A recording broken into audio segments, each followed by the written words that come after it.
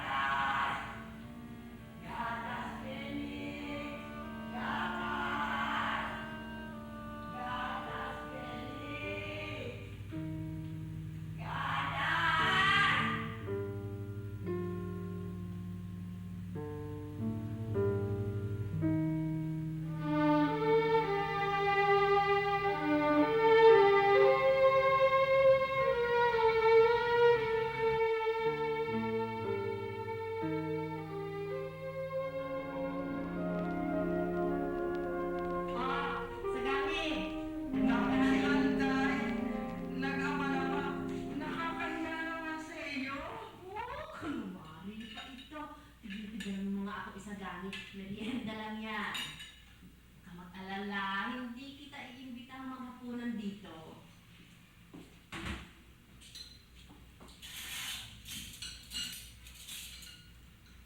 Anday? Oh. Talaga bang hindi ko pwedeng tuwanan ito sa'yo? Gagabihin ako eh. Oo, talagang hindi maaari. Darating ka sa Senyorito Penny. Napakamainipin naman talaga nitong tao ito. Oo. Saan ba siya talaga napunta? Parang ka naman bago magkaka saan tabi sa simbahan. Pasensya at nagkaroon tayo ng amo na isang manong ng simbahan. Dadaan pa ako sa merkado eh. Mga kasi si Kunting, ang dami namin pinabibili. Baka hindi ko abutan ng huling biyahe. Oo, kadami mo katwiran. Mag-uras ko na eh. Nako, isa gani, kung hindi ko pa alam na ibig mo makakaipas ng gabi dito sa bayan dahil ikay magkakabaret, hindi ba? Oh, katanda mo na ah! Si Anday ko ang pwesta sa tabi. Alam mo ba ganun, huli ako mag-intriga dito.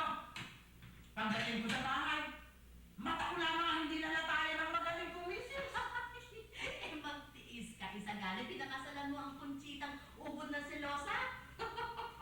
Nako, alam mo ba, kinikilabutan pa ako pag nababalitaan ko na ayaw na mag-asawa, na kinakapitan na ng talaga sa tuhod at napapahanap na sa katandaan ay nagsesilusan pa. Oh, ay, sandali, sandali.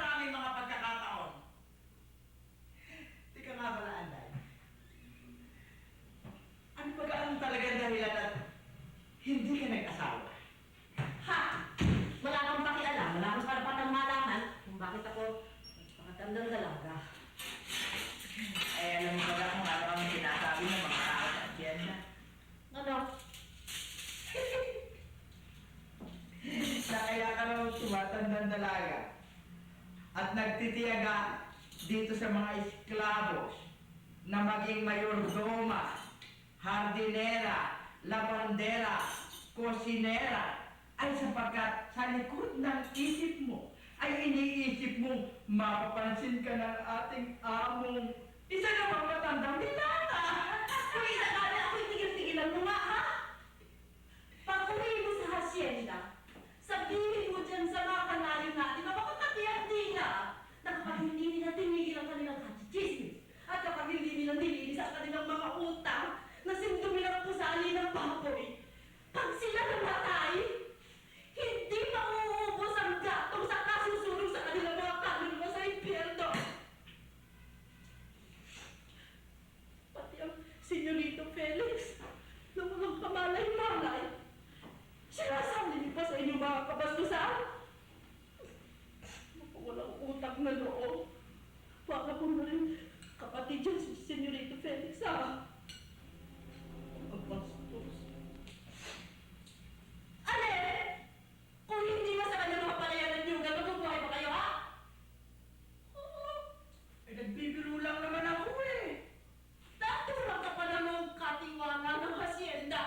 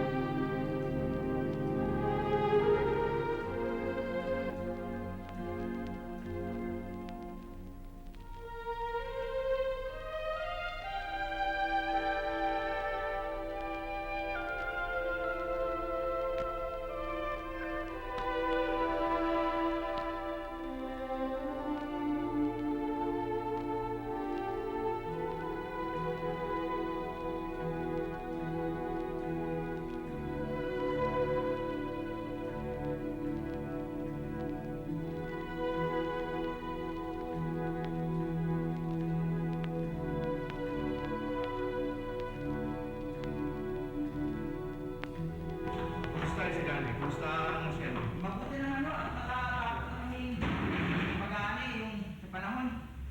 Abay, nakaalimot yung kabantayan ng ani ngayon. At nakapag-copra na rin kami. Ito nga, dala ko yung ating kita. Susulit ko sa inyo. Maganda naman ang ating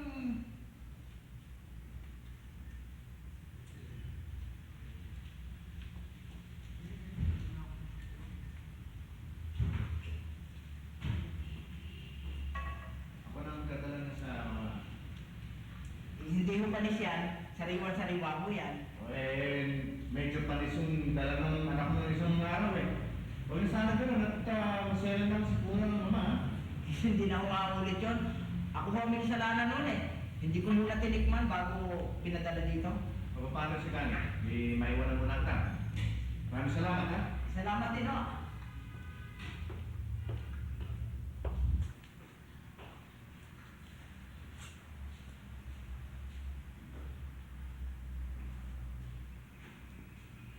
Eh paano lalakad na rin ako. Yung mga magapunan. Eh ako hindi mo ako paano yung magapunan. O siya, sige, umalis ka na nga. Sige na nga. At naku, maya-maya didilip na. Naku, ikaw ang isagani o hindi ko pa alam. Iintay ka nga pala nung yung nasising ballerina. Eh ano mo matabali? Minsan lang.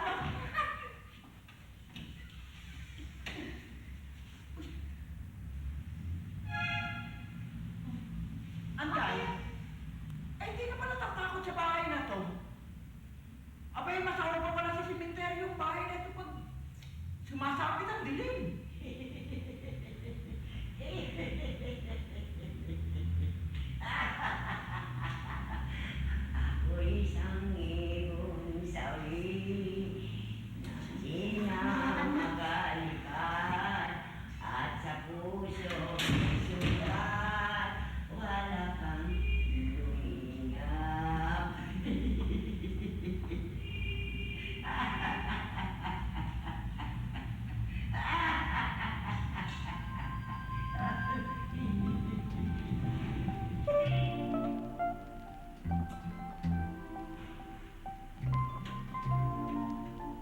ba kayo, mga? Alam niyo ba? Merong espesyal na ulam na inihahanda ngayong gabi si Anday. Ginataang kalabasa at saka maraming sahog na hipon, malalaki. Diba? Sigurado, marami na naman kayong makakain ngayong gabi.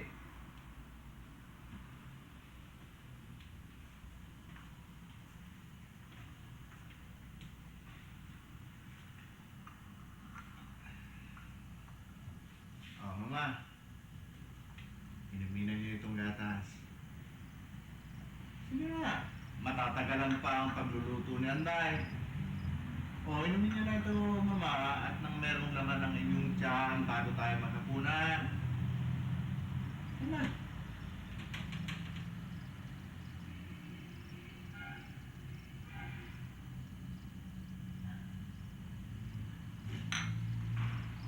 Ano ba yan? Lasang gatas? Sariwang-sariwa ito, mama. Abay, bagong dala ito ni Sagani. Sagani? Sino si Sagani? Ma, busin na ninyo ito. Kung hindi, magagalit sa inyo ang Diyos. Oo.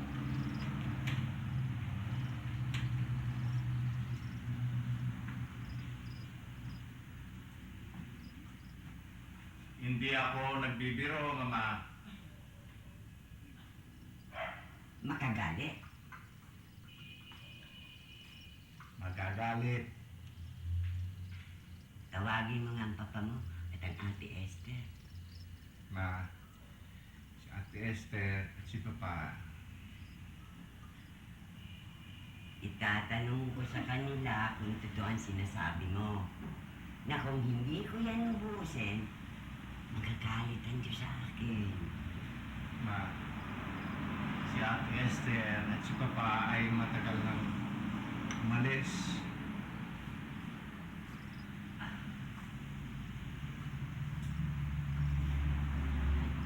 Bakit wala pang buwan? Wala namang buwan ngayon, Mama. Wala. Huwag mo akong lulukuhin. Kanina lang may buwan. Kitang-kita pa namin ng iyong papa at ang ate Esther mo. Pinapanood namin ang buwan eh. Kumakanta pa nga si Esther ng kundiman. Ako naman, katingin ako sa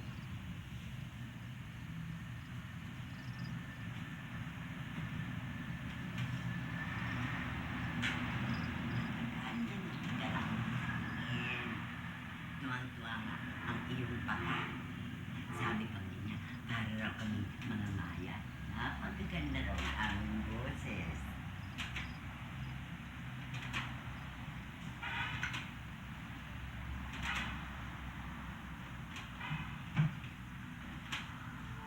Ma.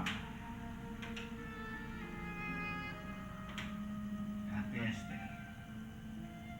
Si Papa. Matagal na akong nagay.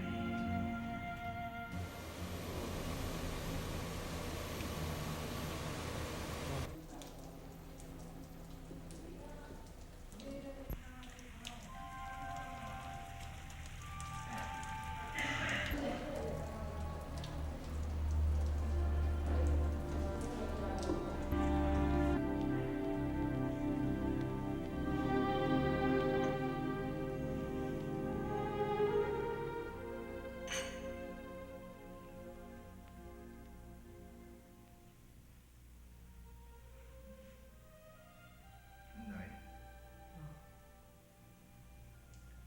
Hindi ka ba mainig dito? Ba't di mo na itanong yan?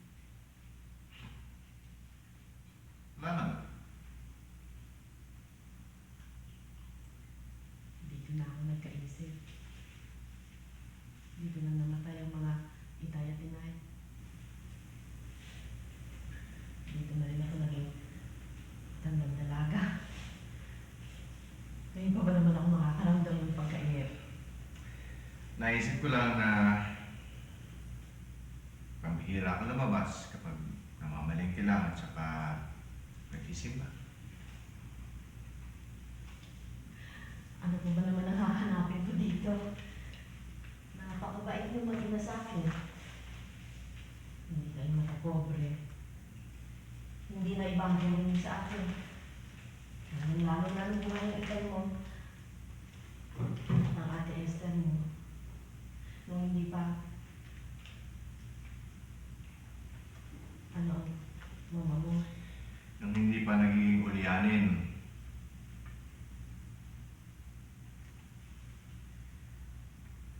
Tandaan ko yung kumpiyanay ko. Nung maging 18 anyos ako,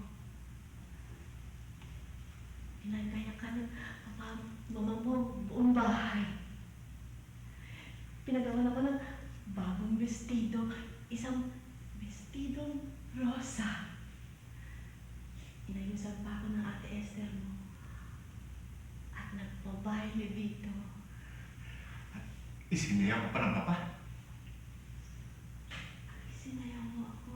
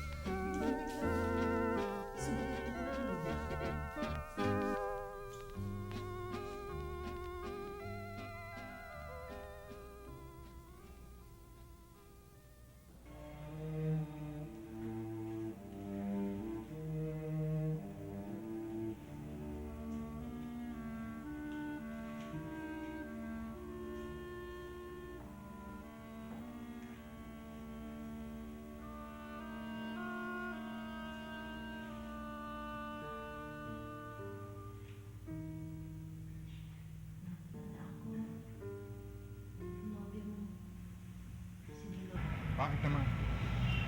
Biglang-bigla yata ngayon pa siya. Pinagbigyan na kita. 1 taon na tayo naghintay. Naging 2 taon nang mamatay ang ate Esther mo. Pero ngayon, ang ibig mong sabihin na maghihintay pa ako ng 1 pang taon? Kalilibing lamang ng Papa Dolores. Aba, wala nang mangyayari sa atin sa paghintay. Kung sa pagkababanluksa ng papa mo, mamatay naman niyang mama mo may sira sa ulo. Hindi bang tao ang aking pinagluluksa? Mahal ko sila kahit na kanino. Kahit na sa'yo. Nang ibang bansa siya.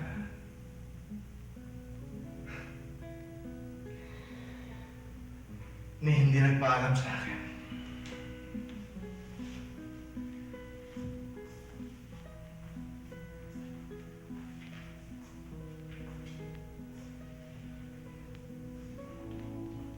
Biglang-bigla isang umaga, nabalita ko na lamang na nagpakasal siya sa iba.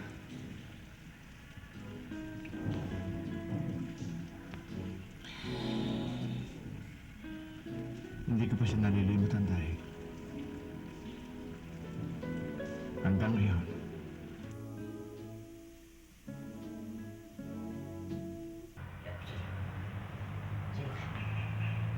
Esther, Felix, ayaw ko sa kanya.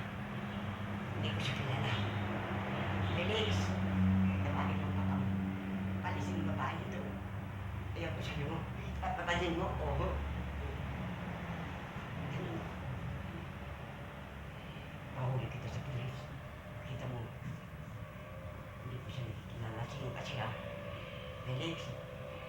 Bakit? Ang na.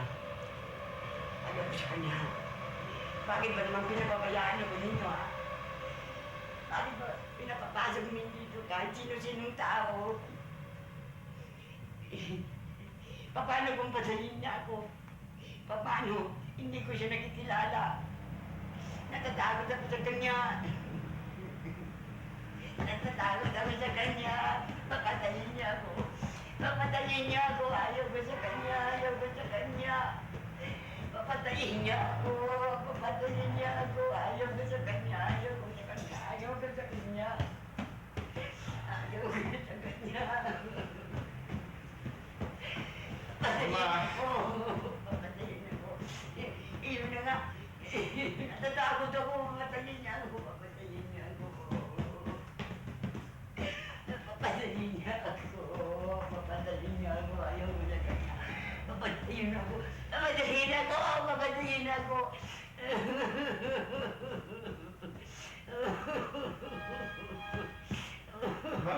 Ano ba, Mama?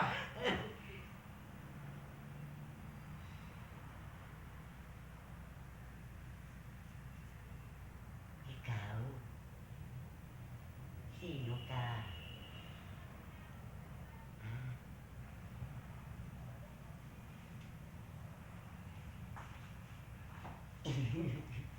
Papatayin ako! Papatayin ako!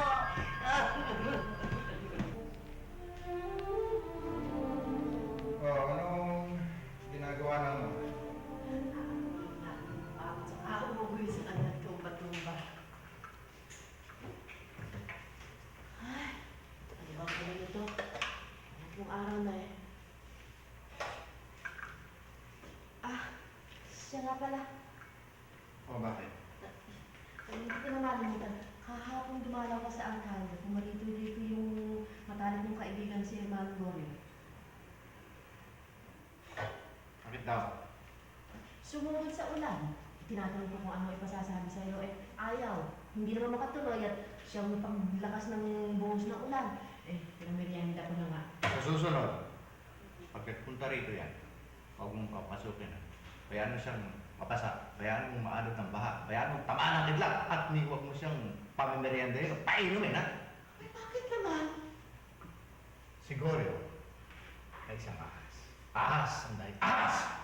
Hindi ba kumpare mo siya at siya ang naiiwan at nag-iisang matalik mong kaibigan? Pwes, kamakalawa. Nawalan siya ng kaibigan kong pare. Ano ba nangyari? Anong ginawa niya sa'yo? Alam mo ba kung anong sinabi niya sa akin? Sa syudad, ay meron daw bahay para sa matatanda, para sa mga inutil, para sa mga walang silbi, para sa mga malapit ang mamatay. Bakit daw hindi ko ilagay ang mama sa bahay na yun kung ayaw ko daw ilagay sa mental hospital? At bakit daw ako magtitiis? Bakit daw ako mag-aalaga ng isang inutil, ng isang baliw? Bakit daw hindi ko ilagay ang mama sa bahay na yun? Wala daw gamot sa katandaan. Labis-labis na daw ang mama paglilingkod ko sa kanya. Total, lahat daw ng kayamanan ay mapapunta sa akin pag namatay ang mama. Bakit daw? Hindi ko ilagay ang mama sa bahay na yun. Bakit kulang na lang sabihin sa akin? Patayin ko, ipapatay ang mama. Alam mo ba kung ano sinabi ko sa kanya? Alam mo sinabi ko sa kanya? Walang sino man makapagpapayo o makapagsasabi sa akin na gawin ang mga bagay na alam mo sinabi ko sa kanya? Tamaan sana siya ng linte!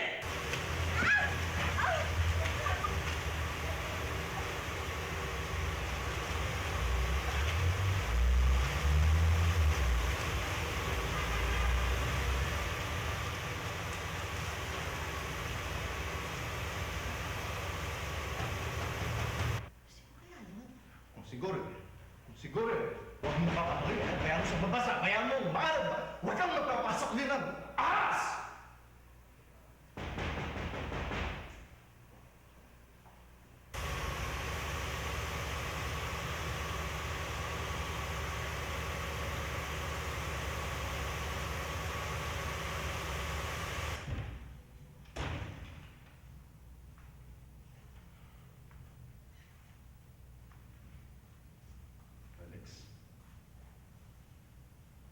Felix Campos.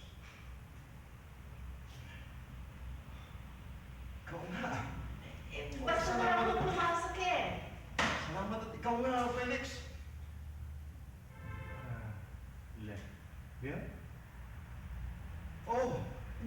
tandaan, ako yung kabarkada mo sa high school. Kababayan mo ako. Leon, ano? Leon, kumusta ka kayo? Leon, nakakita ba tayo? Ganda na bahay mo. Alam mo pala. Diyos ko.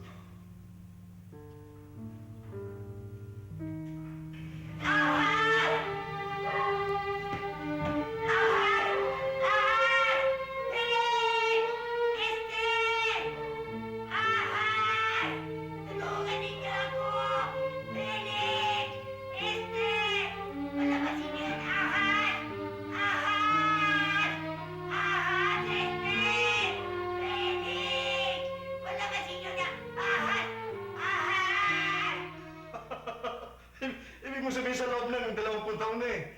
Hanggang ngayon hindi binata ka pa? Okay, ikaw naman, Leon. Aba, uy, 2 beses na ako nabalo. 2 beses kong nag-asawa. Doon sa unang asawa ko, anak ko, 3. Doon sa ikalawa, 1. Oh, ikaw. Gusto naman? Mabuti naman. Eh, ano naman ang negosyo mo ngayon? Marami ako negosyo. Kaya nung namatay ang iyong ina, hindi na yata kayo nakauwi. Nasa Australia ako noon. Uy, naligo. Oo. Yun nga, hindi ko nalalaman eh. Matagal na pala nailibing ang mama. May wala akong malay-malay. Alam mo, nalibot ko na ang buong mundo. Napakaganda pala ng buong mundo, maniwala ka. Nakarating na ako ng Asia, ng Europa, ng Estados Unidos. Napakaganda. Pagkagaling natin sa high school, natatandaan ba? Pagka-graduate natin, pinadala ko ng mama sa Manila para mag-aaral ako. Ang hilig ko talaga eh, merchant marine eh. Alam mo na, mahilig ako sa karagatan. Nagalag ako eh. Ha? At ang gusto ng mama, mag-aaral ako ng pagdodoktor. Gusto niyang sundan ko yung yapak ng papa. Hindi ko hilig yung profesyon na yan eh. Kaya, ayaw ko makakita kasi ng tao na mamatay. Ayaw ko makakita ng tao na panagugulong ang katawan. Nandidiri ako dyan eh. Kaya nangyari sinuway ko mama. Dito ako. Sinuway ko mama at nag-apply ako sa Babor. Bilang isang cabin boy. Natanggap naman ako. Ayan, nalibot ko buong mundo. Marami akong narating. Napakaganda para ng karagatan. Napakalawak. Palibasa ang hilig ko. At napakaganda ng buong mundo talaga, masasabi ko sa iyo yan, Alex. Marami akong nakasalamuhang iba't ibang klase tao. Ha? At marami, halos lahat ng klase ng pagkain at ibang na. Ha? At, hoy, lahat ng klase ng babae. Pare.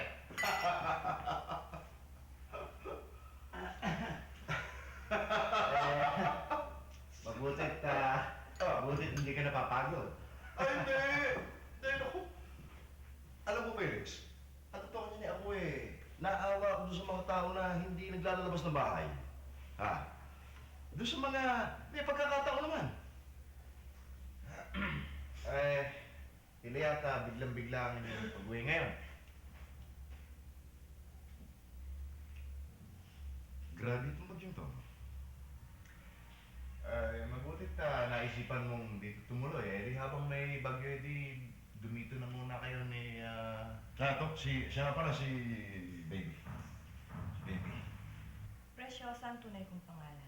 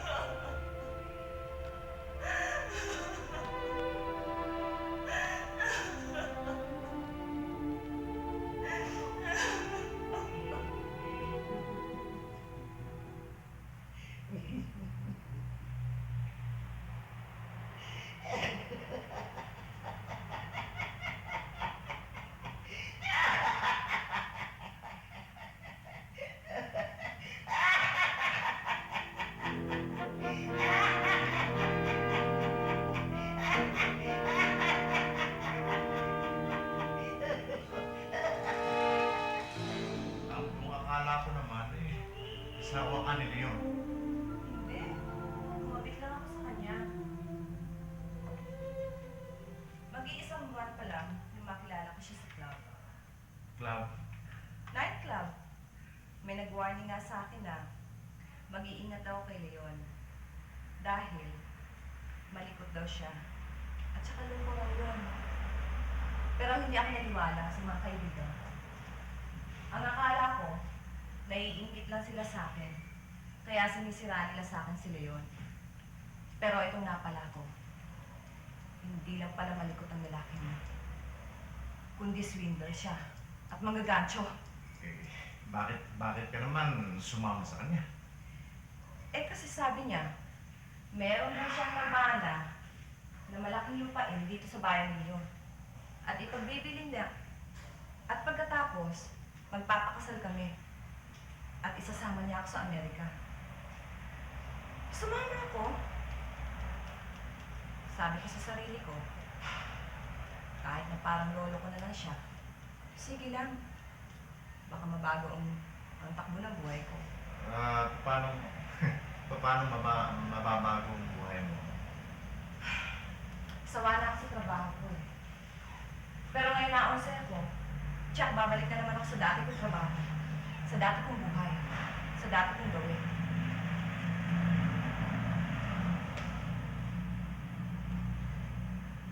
Pinabili ko mga kasangkapan ko. Ang mga alahas ko. At pati na yung mga konting naipon ko. Pero ayun, tinangay nung matandang lubong kabayo na yun.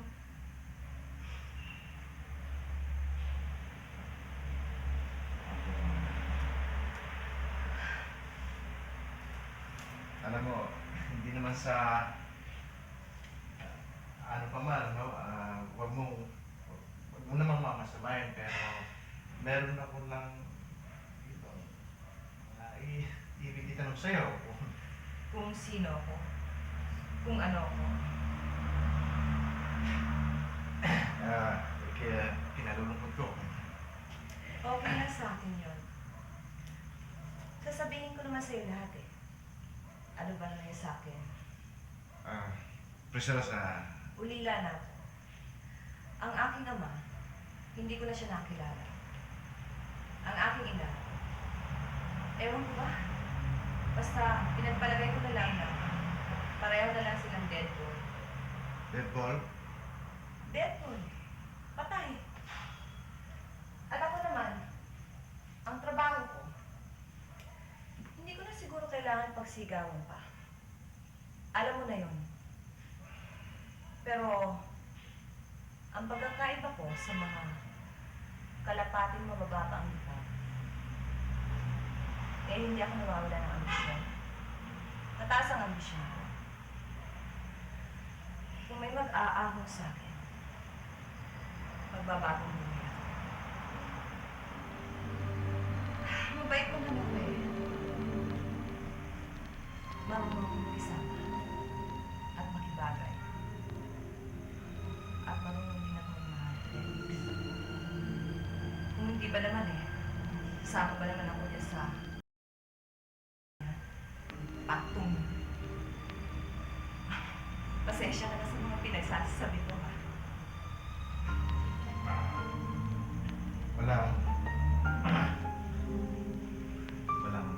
pwede. Ilan ba kayo sa bahay nito? Tatlo. Tatlo. Ikaw, si Anday, at saka sino ba yung isa? Aking mama. Ah, ilan taon na siya? Magno-90 anyos na. 20 anyos. Wow! Pinata ka pa pala, sabi sa akin ni Leo. Hindi ka ba nalulungkot dito? Sanay na ako. Bakit binata ka pa? Paano? Wala pa akong asawa. Hindi yun ang ibig kong sabihin. Bakit binata ka pa hanggang ngayon? Wala kasing mag-aalaga sa mama, hindi ako. Bakit? May sakit ba siya? Wala naman. Wala naman. Matanda na lang, ulianin. Yan naman ang hindi ko gusto sa buhay na ito eh. Natitiis ng mga magulang na maghirap ang mga anak nila. Ayaw nilang mag-asawa ang mga ito. Ba, hindi. Iba naman ang aking ina eh. Hindi naman niya ako pinagbawalang mag-asawa eh. Alam mo nung hindi pa siya ganito, nung hindi pa siya ulian, humingi siya ng paumanhin sa akin. Ang sabi niya, manda raw ako ang dahil sa pagkakalaga ko sa kanya. Sayang daw. Sayang at hindi nagtubo ang kanyang punan. Hindi daw siya nagkaapo kahit isa. Sabi ko sa kanya, nagbiro ako nung minsan eh. Aba, anong malay niyo, Mama? Kung talagang hindi nga ako nagkaanak, kung talagang hindi kayo nagkaapo. Ano? Ay, ibig sabihin, meron akong ako, meron kang anak pa. Pilyo. Hala, dalhin mo dito yung babaeng nilikot mo. Dalhin mo dito yung ako ko ng aking anak. Pamamatahan ko siya. Lahat ng aking kayamanan. At saka sino ba kamukha? Ako? Hindi ko pa. Ikaw?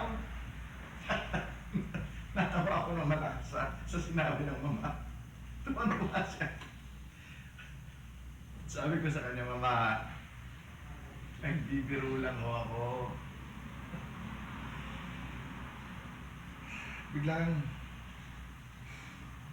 Bigla siyang nalungkot. Biglang umiyak. Kasi naaawa raw siya sa akin. Nahiya. Mamamatay daw siya, may malaking kasalanan sa buhay niya. Nang dahil daw sa pag-aalaga ko sa kanya, nasira daw ang aking buhay. Nasayang ang aking kabataan. Tumanda daw akong binata.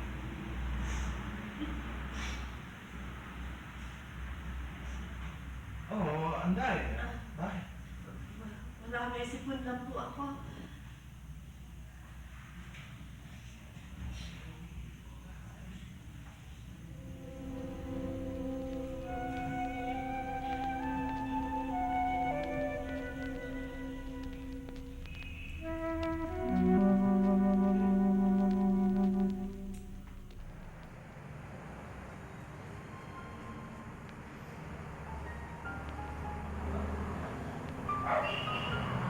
Felix! Esther! Ang aking gatas! Ang gatas ko! Felix!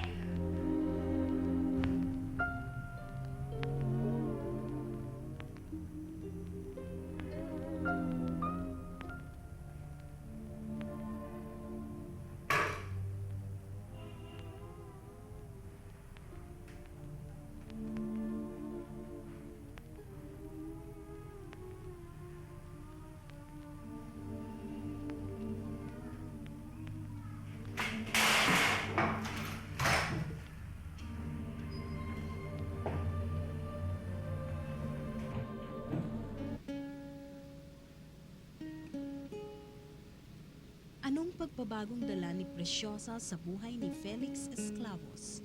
Sa susunod na linggo, ang ikalawa't huling bahagi ng dulang, biglang-bigla, isang umaga, dito sa Salamin ng Buhay.